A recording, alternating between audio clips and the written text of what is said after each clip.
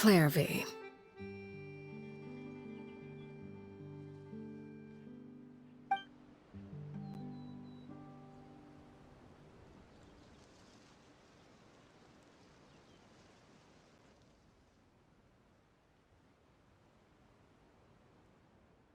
Can we talk now?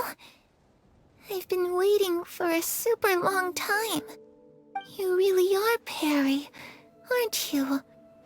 I haven't seen you in so long. How come you're all grown up? Wait, did I somehow travel to the future on accident? Or am I dreaming? What a long dream! Neither. You died, Clervie. That's what happened. You could have at least sugarcoated it a little! Look, she's so speechless!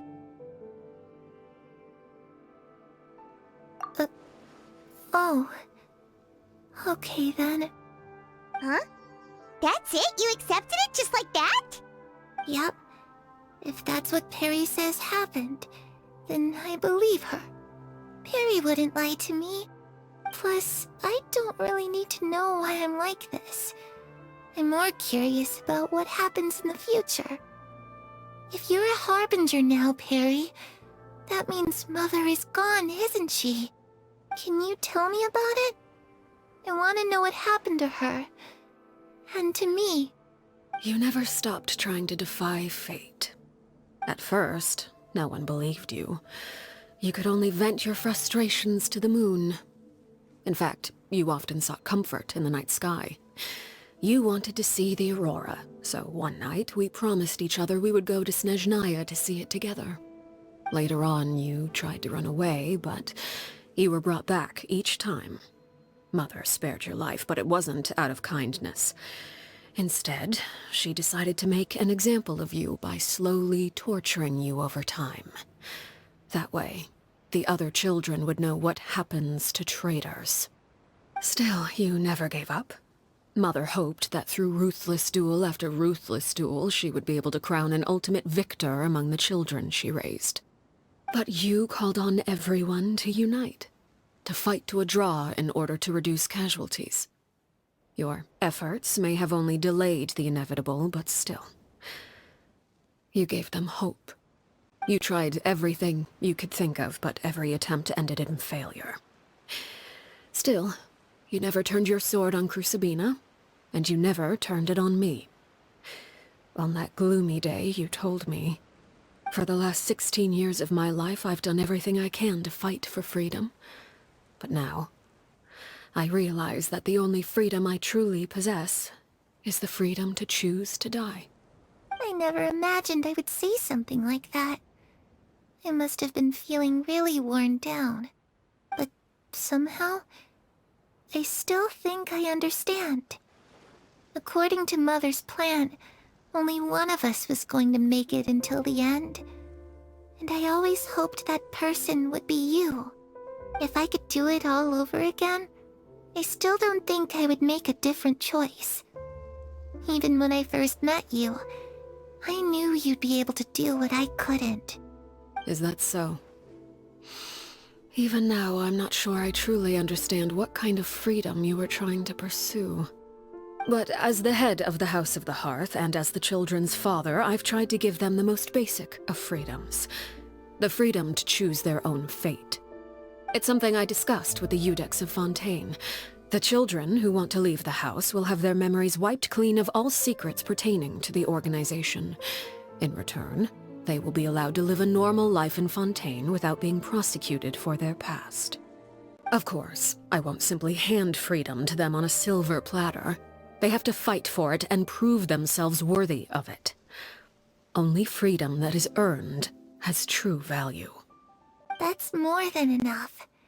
That's exactly the kind of life I was fighting for. You know, Perry, I think you're a pretty amazing king, and a really great father, too. I'm really happy that you're the one who took over the house. I guess I do have one regret, though.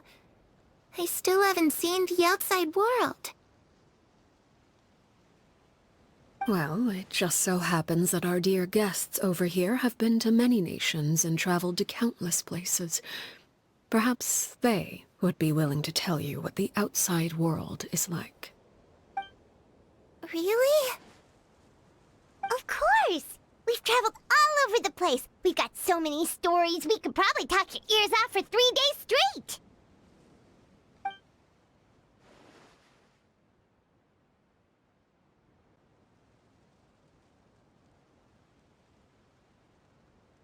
You know, I used to dream of being a bard. Playing the lute while singing into the winds of freedom. Even if there was no one there to listen, I would have continued to sing no matter what. Ah, that's where Mora comes from. I never knew that before. If I had some Mora, I would buy 3 new dresses. One for me, one for Perry, and one for Mother. It's just too bad Perry doesn't like wearing dresses.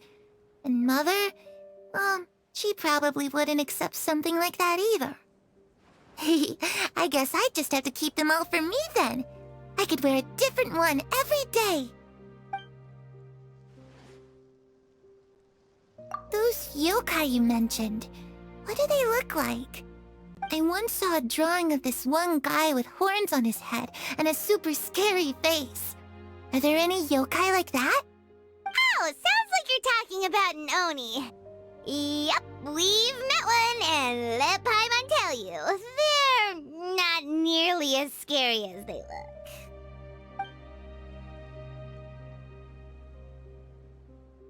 I was always too afraid to skip Mother's fighting lessons.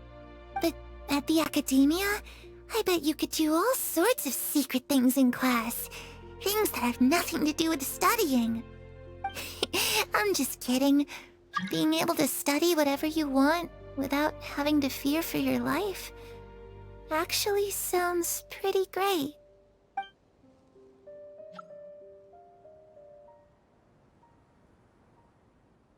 The situation was super dangerous. Lenny and Lynette were accused of committing a crime, and they were going to have to stand trial at the Opera Epicles. Oh no, that must have been hard for all of you. What happened next? Don't worry, we were able to turn the situation around super quickly, all thanks to Detective Paimon, of course. How'd you do that? Come on, tell me. Okay, so it was like this.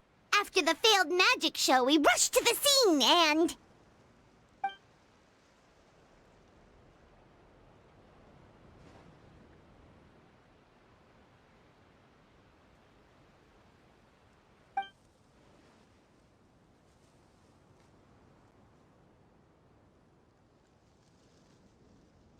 Shadows don't have the capacity to learn or grow. Any new information they encounter is quickly forgotten over time.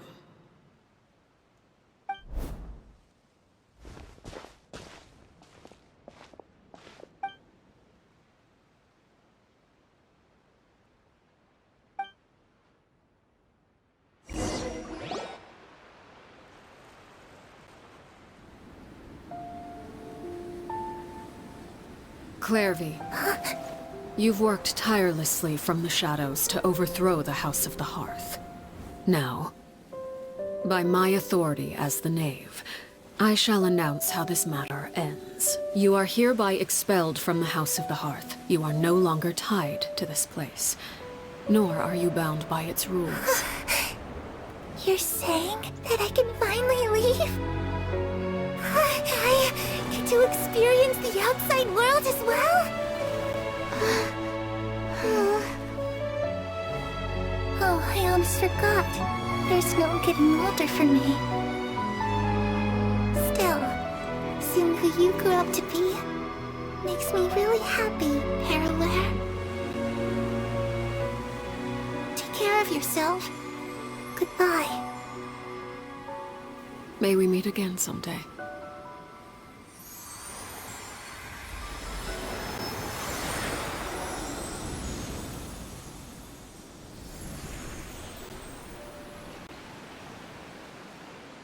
Clervie.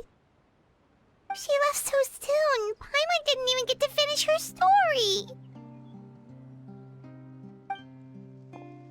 I also have certain sentiments left unsaid.